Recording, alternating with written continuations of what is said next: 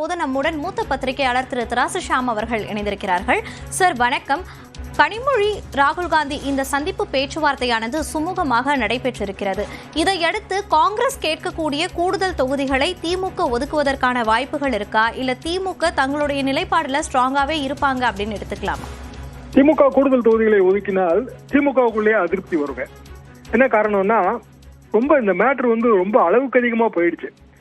காங்கிரஸ் கட்சியோட உண்மையான பலம் என்ன என்பது ஒவ்வொரு திமுக காரனுக்கு தெரியும் இல்லையா? ஏன்னா களத்துல வேலை பார்க்கறான். எஸ்ஐஆருக்கு பிறகு எல்லா நிலைமையும் வேற. ஒரு கோடி ஓட்டு இப்ப இல்ல. எஸ்ஐஆருக்கு வேலை பார்த்த ஒரே கட்சி திமுக, ஊர்களில் அண்ணா திமுக. காங்கிரஸ் எங்கேயுமே இல்லை. அப்படியான சூழ்நிலையில் காங்கிரஸ் கட்சிக்கு அதிக இடம் ஒதுக்கினால் ரொம்ப அதிருப்தியாக போறது திமுக தான். அப்படியான ஒதுக்குதல் நடக்கவே நடக்காது. 25 தொகுதிகளில் ஒரு தொகுதி குறைமே தவிர கூடுவதற்கு வழி இல்லை. அதுபோக லோக்சபா தேர்தல் இப்பதான் நடந்து முடிஞ்சது. அதுல காங்கிரஸ் கட்சிக்கு எம்பி சீட்டு கொடுக்கும் போதே இதை பேசியிருப்பாங்க. ஏன்னா 26 சட்டமன்ற தேர்தல் வருதுன்னு எல்லாருக்கும் தெரியும். அப்படி என்றால் ராகுல் காந்தி முதல்லயே இதுல தலையிட்டு முற்றுப்புள்ளி வைத்திருக்கணும். அவர் வைக்கல. அப்ப தளபதி என்கிற எம்எல்ஏ சொன்னதாக பார்க்காதீங்க. மு.க. ஸ்டாலினோட பேர் என்னங்க?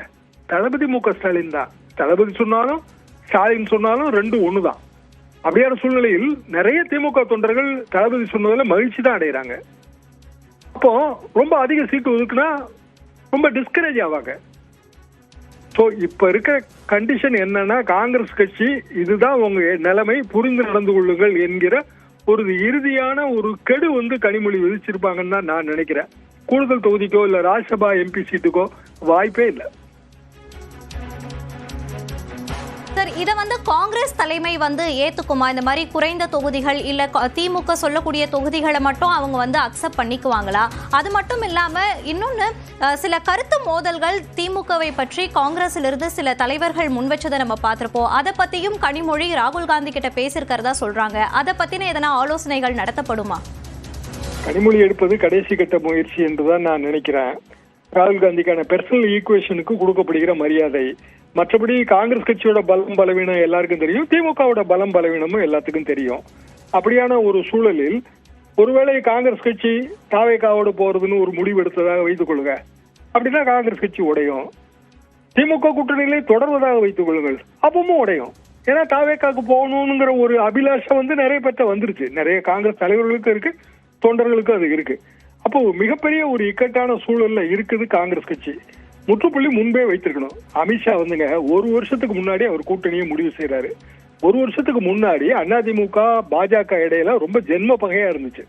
ஆனா இப்ப பாத்தீங்கன்னா அப்படியே கொஞ்சம் கொஞ்சமா அது மாறிடுச்சு. என்னன்னா, அந்த டைம் எடுக்க எடுக்க அந்த கசப்புணர்வு கொஞ்சம் மறையும். காலங்கள் வரை கூடும்போது கசப்புணர்வு மறையும், காயங்கள் ஆறும். இதுதான் அரசியலுக்கும் இதுதான் பொருந்தும். அப்படியான சூழ்நிலையில் தேர்தலுக்கு இன்னும் நோட்டிபிகேஷன் வர்றதுக்கு அநேகமா இன்னும் 2 வாரம் 3 வாரம் தான் இருக்கு. இன்னமும் இந்த கசப்புணர்வை காங்கிரசும் திமுக வளர்த்து கொண்டே போவது 2 பேருக்கும் நல்லது இல்லை. 2 பேருக்குமே அது தெரியும். திமுக இறுதி கெடு கொடுத்துருச்சுன்னு தான் நான் நினைக்கிறேன். காங்கிரஸ் கட்சி இன்றோ நாளையோ நாளை மறுநாளோ முடிவு எடுக்கல அப்படின்னா கண்டிப்பாக காங்கிரஸ் கட்சி வேற ஆப்ஷன்ங்கிறது அவங்களுக்கு தாவேகான்னா திமுக நல்லதுன்னு நினைப்பாங்க. என்ன காரணம்னா, சின்னங்களுக்கு ஒரு மகிமை இருக்கு. இப்போ கை சின்னமும் உதயசூரியன் சின்னமும் ஒன்றை ஒன்று எழுத்து கலங்கண்டா உதயசூரியனுக்கு பலம் அதிகம்.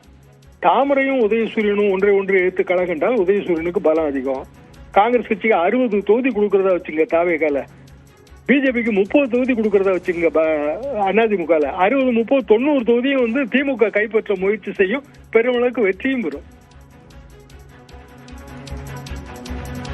இணைப்பில் கருத்துக்களை பகிர்ந்தமைக்கு நன்றி திரு தராசு ஷாம் சார்.